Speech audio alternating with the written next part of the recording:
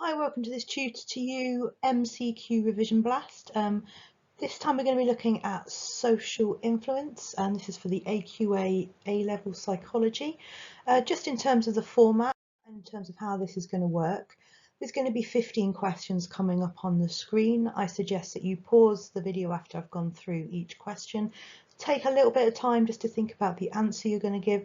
Keep your score as you go along, and remember to check out the other MCQ blasts that are on here as well.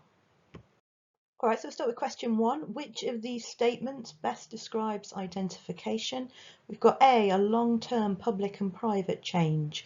B, a public but not private change. C, a private change. And D, a short-term public and private change. So pause the video and think about your answer. All right, so the correct answer here is D. So if we just take a look at what we've got here, we've got A there, which is a long-term public and private change. Now that's internalisation, and B, a public but not private change, is compliance, and there a private change on its own isn't really applicable to any. Just a heads up, these types of conformity are named on the specification, and that means you're going to need quite an intimate knowledge of what they are. I'd be ready for application questions that perhaps just require you to just have knowledge of these, potential 16-mark questions on the types of conformity. What I will say about this area of the specification is it's a bit of a red flag area, and what we mean by that is the types of conformity are different from the explanations of conformity. You'll be surprised how many students get these mixed up in the exam. Please don't be that person. So the types of conformity: internalisation, compliance, identification. Explanations of conformity are normative social influence and informational social influence. Also make sure you can quote some research to illustrate these different types of conformity. For example, Asch works well for compliance, Zimbardo fits well for identification, and Moscovici is good for internalisation. Question 2. Which of these is not a variation of the Asch experiment named on the specification? A, task difficulty. B, group size. C, unanimity. Or D, uniform. So pause the video. Right, the correct answer there is D. D is named as a variation, but not of the Asch experiment. It's actually from Milgram. Now, A, B, and C are all factors named on the specification. They're under variables affecting conformity as investigated by Asch. So you will be required to know each of these variations. So just remember, for group size, it's where he changed the size of the group. For task difficulty, he made it a little bit more ambiguous so that the right answer wasn't always so obvious. For unanimity, he gave participants a friend who also gave the correct answer, and each of these was done just to see the effect that it has on the different levels of conformity. Be careful if asked to discuss these variables that you focus on the research for the variations and not waffle on about Asch's original research, which is what a lot of students tend to do in this question. Question 3. Which variation of Asch's experiment works well to show normative social influence? Is it A, task difficulty, B, group size, C, unanimity, or D, locus of control? Pause the video. All right, the correct answer here is group size. Now, D, of course, wasn't an Asch variation. So as well as understanding the variations of the Asch experiment, we do need to be able to explain the results within them as well. Now, in the group size variation, it's an excellent way to show normative social influence. So with one confederate, conformity rate was just 3%, two confederates, 12.8%, up to 32% conformity with 6 to 8 confederates. Now, what basically this did was it showed that as group size increases, the pressure to conform does also. Remember, normative social influence explains how we conform out of a desire to be liked by the group, and it stands to reason, I guess, that the more people there are, the more pressure we would feel to them up to a certain point. Question 4. Zimbardo's research in the Stanford Prison experiment is an example of A, conformity to social roles, B, obedience, C, independent behaviour, or D, normative social influence. So pause the video. Right, the correct answer here is A. Now, arguably it could be used to show all of these things, but you need to know where Zimbardo is on your specification, just to make sure you use it correctly. So you may be asked explicitly to comment on Zimbardo's research, as is named on the spec, or the question could come under the guise of research into conformity to social roles. And again, this is just about you knowing where it is on the spec so you can decipher what research you can use in the answer. I'd give a little bit of warning here with Zimbardo, especially if it comes up as a 16-mark question or a 12-mark in the AS, is please don't overkill your AO1. We know students know Zimbardo in a lot of detail, but you're only going to get a maximum of 6 marks for your AO1 knowledge. So effectively, if you're taking longer than 6 minutes to write your AO1 for Zimbardo, you're going to be eating into your AO3 marks or potentially AO2 as well if it's an application question. Question 5. Which ethical issue is least relevant to Zimbardo? A. Informed consent. B. Right to withdraw. C. Confidentiality. Or D. Psychological harm. Pause the video. Okay, so the correct answer we picked out here is C, and I'll talk you through why that is. So Zimbardo is listed as the 8th most unethical piece of research ever conducted, bearing in mind though, at that time ethical guidelines weren't what they were today. So in terms of informed consent, now the participants did consent to taking part in the research. They didn't, however, consent to being arrested at home and being strip searched. And you could argue that they couldn't truly know what they were consenting to because the information given was limited. In terms of D there, psychological harm. Now, there's no doubt that there was psychological harm because, of course, there were even riots in the prison. For the right to withdraw, I mean, the right to withdraw was compromised as soon as the students started to identify with their role because, of course, they felt like prisoners, and prisoners, they don't just leave, or at least they shouldn't just leave. So confidentiality here is the least relevant ethical issue. Remember, they were referred to by numbers. You'll all remember prisoner 819 who did a bad thing, and they'd also consented to being taped. So it's worth thinking about with Zimbardo. If you're going to mention ethics, let's make sure we mention the right ethical issue, and also we can argue some positives ethically of Zimbardo. Question 6. Which of these are the situational variables affecting obedience as investigated by Milgram? A. Legitimate authority agentic state. B. Uniform location proximity. C. Social support locus of control. D. Group size, unanimity and task difficulty. So pause the video. Alright, so the correct answer there is B. Now A on there is actually the explanations of obedience that you're required to know. C are the explanations of resistance to social influence, and D are the variations in Asch's research. Now, just like I said earlier with Asch, these are variations as well with Milgram that are named on the specification. So in the uniform variation, the experimenter was called away and replaced by another participant in ordinary clothes, who was just in fact another confederate. And the percentage of participants who administered the full 450 volts when being instructed by an ordinary man dropped from 65% in the original to 20%, which demonstrates just how powerful a uniform can be. The location is where the experiment was no longer associated with Yale University. It was carried out at the Research Association of Bridgeport in a rundown building. And in this variation, the participants who administered the full 450 volts dropped from 65 to 47.5. Finally, the proximity variation is where the teacher and learner were seated in the same room. And in this variation, the percentage of participants who administered the 450 went from 65 down to 40%. So just a heads up, these variations of Milgram are named on your specification. You have to know them. Same with Zimbardo though, don't overkill the AO1. 7. You are required to know 2 explanations of obedience, but which one of these statements is not relevant to either? So take a moment just to read through those, so pause the video. Okay, now the correct answer is B. B when the teacher and learner are in the same room. Now obviously that's the proximity variation in Milgram's research. A and D there are the agentic state, and C there is your definition of legitimate authority. So the explanations of obedience you're required to know are legitimate authority and the agentic state. So the agentic state is basically when an individual carries out the orders of an authority figure acting as their agent with little personal responsibility. So the idea is the agentic shifts responsibility from them onto the authority figure. So for a person who's going to obey an instruction as well, they need to believe that the authority that they're working with, if you like, is legitimate. This can be affected by lots of different variables.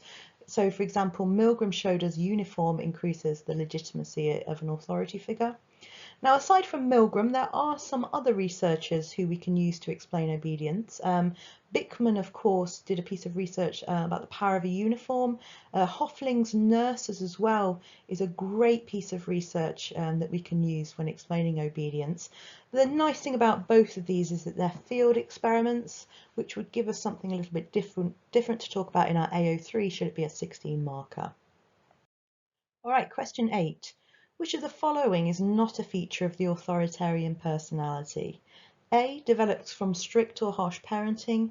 B. Inflexible viewpoint. D. Disobedience to authority. Or D. Intolerance of those that are weak. So pause the video. Right, the correct answer here is C, disobedience to authority. So the authoritarian personality, again, it's named on the specification, so you will need to be able to describe the features of it. It was investigated by Adorno, and this is a good evaluation, if you like, against the situational explanations of obedience. The idea that some people obey not due to changes in situation, but essentially because of who they are. That's to say, a more dispositional explanation. Now, Elms and Milgram looked at the original research from Milgram's experiment and concluded that the obedient participants in his original research actually displayed higher levels of authoritarian personality in comparison to the disobedient participants. So there is also a dispositional explanation of Milgram's research. Question 9. Which of these statements is false? Take a moment to read through those and pause the video. Okay, so the correct answer here is A. Now this is a classic error that students often make, and so just try not to fall into this trap. It's all about knowing the research method essentially of what you're talking about. Now it was the F-scale questionnaire that measured authoritarian personality, and knowing that it's a questionnaire can lead to some really nice AO3 about the social desirability of responses to the items in the questionnaire.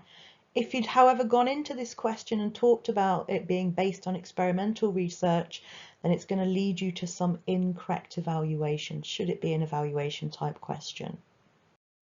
Question D. Which of these is an explanation of resisting social influence? A. Normative social influence. B. Informational social influence. C. Compliance. Or D. Social support. So pause the video. Okay, the correct answer is D. Now listed on your specification under explanations of resistance to social influence, it says social support and also locus of control. So with social support, the more social support we have, the more likely we are to be able to resist social influence. Remember in Asch's experiment, when a confederate also gave the correct answer, the conformity rates decreased. Research has also shown that individuals with internal locus of control are more likely to be able to resist social influence. Internal locus of control, of course, is attributing responsibility of one's actions to oneself, not somebody else. Question 11.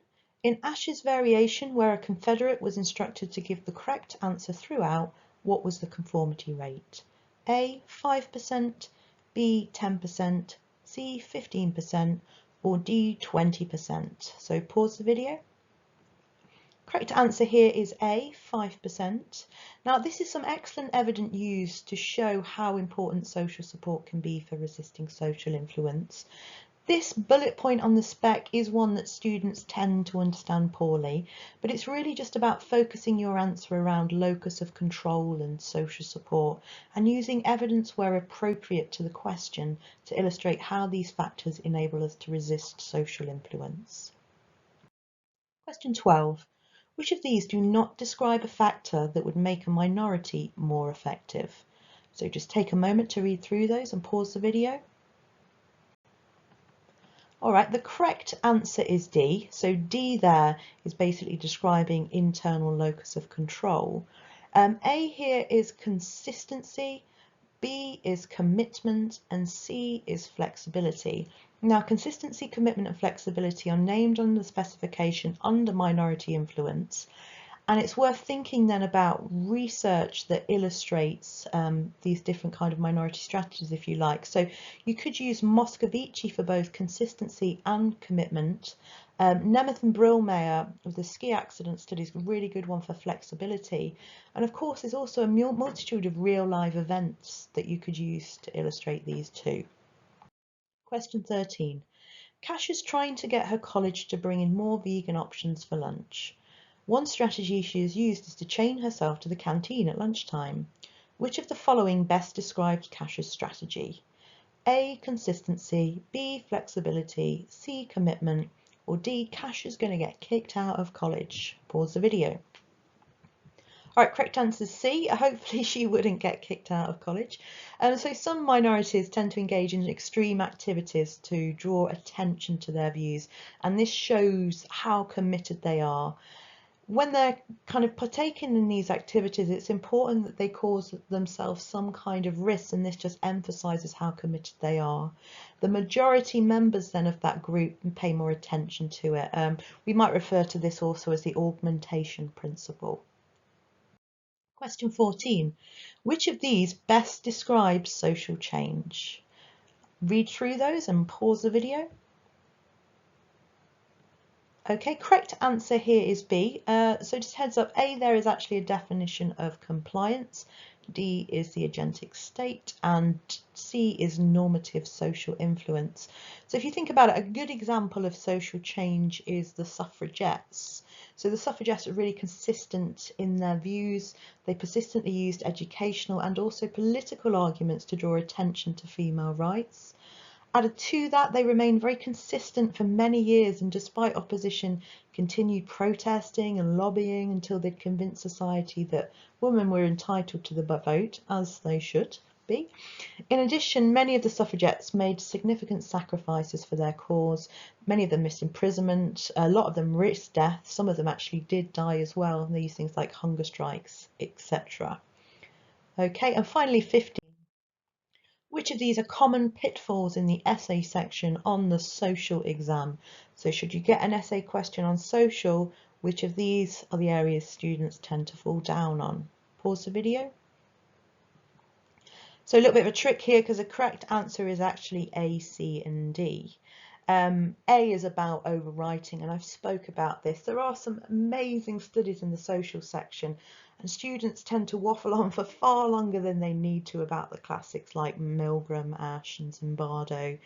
Learning questions is a very, very dodgy thing to try and do. You're never quite sure how AQA are going to word the questions. For example, putting outline what research has found into a particular question, and then students end up outlining the procedure and not just focusing on the findings.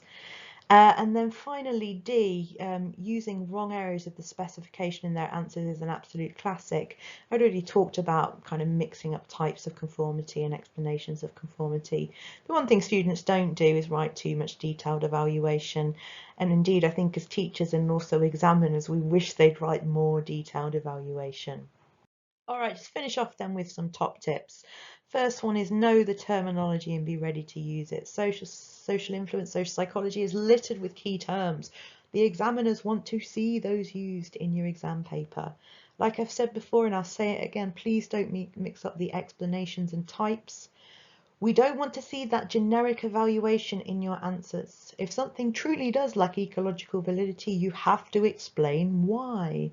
We've talked about not overwriting your AO1.